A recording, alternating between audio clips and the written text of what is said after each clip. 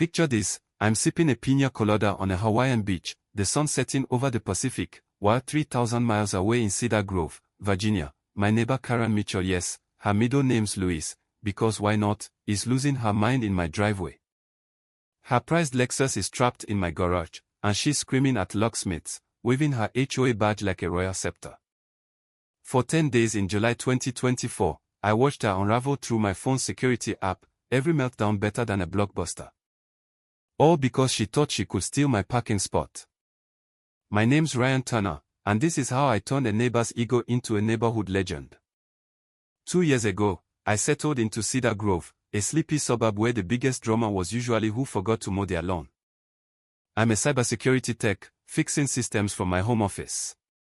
My 3-bedroom on Pine Street came with a 2-car garage, but since I only own a pickup, the extra bay became my tech haven: servers, tools, the works.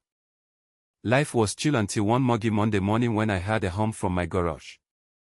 Expecting a stray cat, I found a sleek black Lexus parked in my second bay, bold as brass, with a proud mom sticker on the back. I stood there, coffee in hand, wondering if I'd slipped into a parallel universe. I scanned the street. Most neighbors were at work, but I spotted an elderly man, George Harper, trimming hedges across the way. He lived with his daughter, Karen Mitchell, the HOA's self-anointed overlord.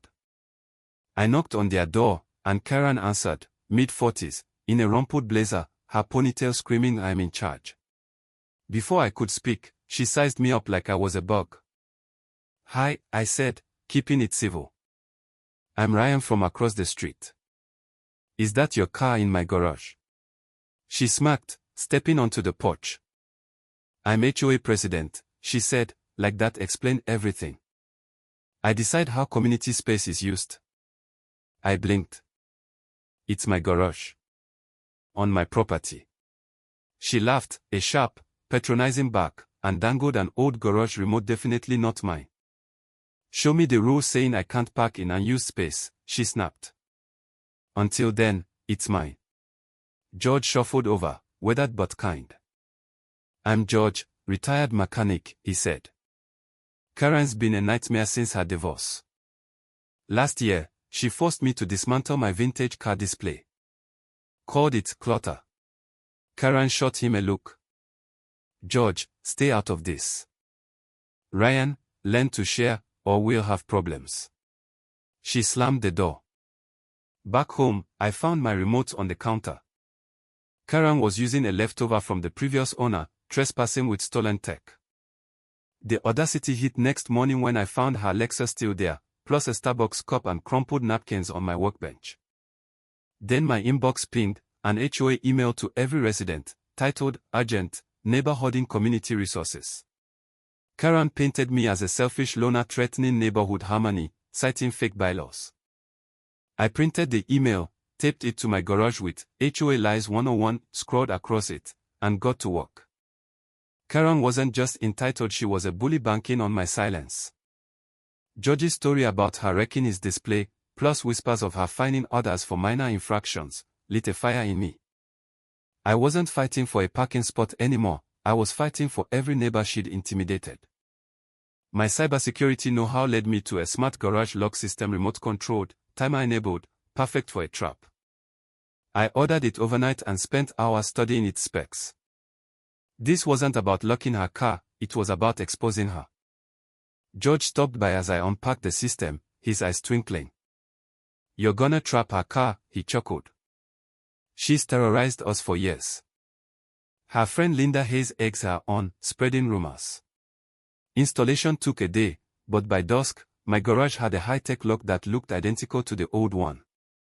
I set a 7-day timer to lock it tight, requiring my app to open. Karen came home, parked her Lexus, and started treating my garage like her office chairs, a cooler, even a vision board. She had no clue she was on borrowed time. To sell the trap, I needed Karen to think she'd won. I sent her a groveling email, Karen, I've been selfish. I'm heading out for 10 days to reflect. Use the garage to teach me community spirit. She forwarded it to the neighborhood, crowing about her leadership. I handed her fake remotes, slumping my shoulders for effect. Show me how it's done, I mumbled. She beamed. Some people need a firm hand, Ryan. That night, she hosted a community planning party in my garage. 20 neighbors, cheap wine, and speeches about resource equity. George looked miserable, but Linda snapped photos for HOA records. I watched via my new cameras, grinning. I booked a 10-day Hawaiian getaway Maui, oceanfront, the works. As my plane took off, I checked the app. Karen was rearranging my tools, setting up a desk. She was all in.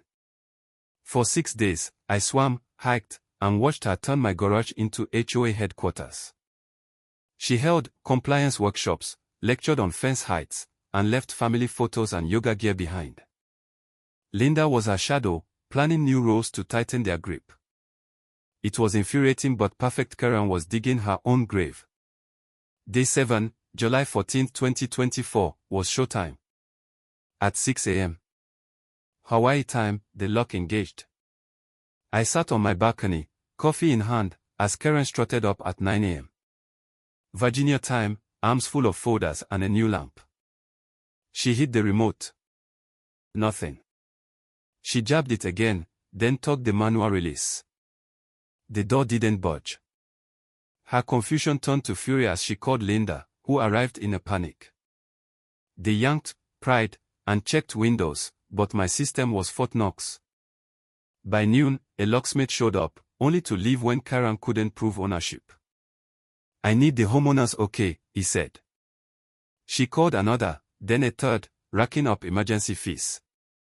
I lounged by the pool, their desperation my personal sitcom.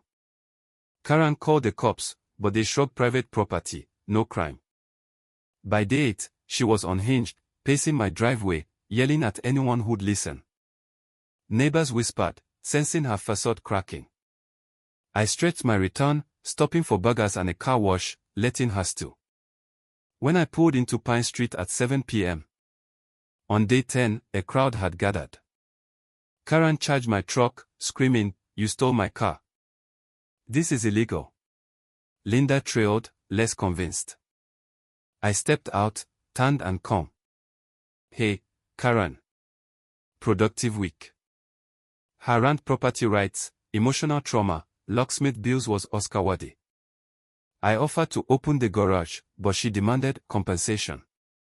Smirking, I linked my phone to my patio's big screen. "Let's review," I said, loud enough for the crowd. Footage rolled, Karen sneaking in with the stolen remote, trashing my space, hosting her party, boasting about taking what's hers. The crowd gasped. Mrs.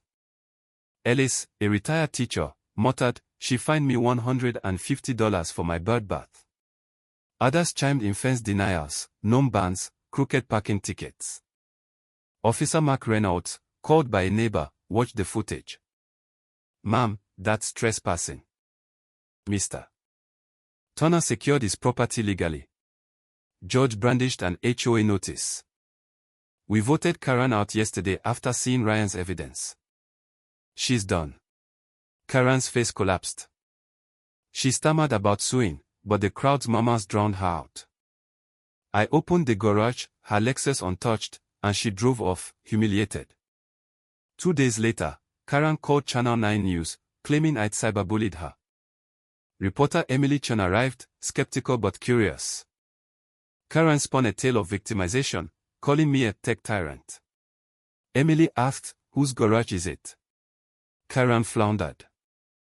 "Technically his, but I'm HOA president."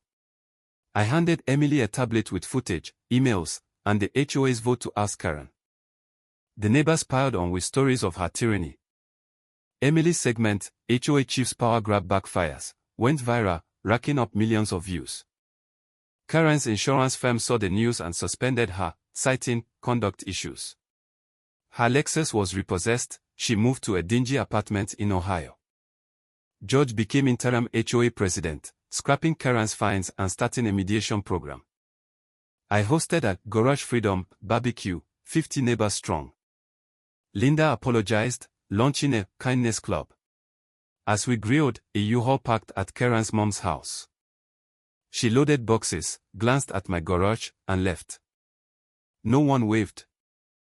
Karen's ex texted me, she bullied everyone we knew. You stopped her. Maybe she'll learn. My garage became a community hub: tool swaps, repair classes, kids learning circuits. 6 months later, the HOA gave me a Harmony Award, its plaque now above my workbench. Karen thought she'd crush me, but she handed me the perfect stage to dismantle her reign. Smart planning beats shouting every time. So, what's your verdict? Was Karen a victim of her own hubris, or did I go too far? Ever faced an HOA tyrant or parking thief? What's the pettiest thing you'd do to fight back? Drop your story, hit like, and subscribe for more real-life showdowns. Let's hear your wildest revenge ideas, because sometimes, justice is just a well-timed lock.